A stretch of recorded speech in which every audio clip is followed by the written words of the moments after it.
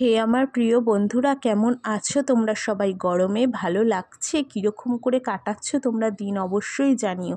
আজ দেখো বানাবো দই চিকেন। আর দই চিকেনে আমি নিয়ে নিচ্ছি আদা বাটা, রসুন বাটা, লঙ্কা বাটা আর অবশ্যই দই।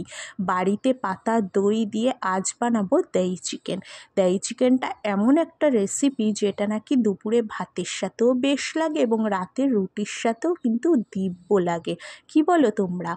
আজ দেখো করেছি মাখা মাখা করে দই চিকেন।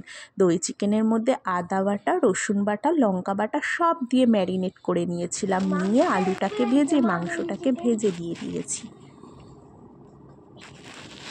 একটু ফ্রাইড রাইস নেবে? চিকেন নেবে একটু? টাকা দিয়ে খাচ্ছি।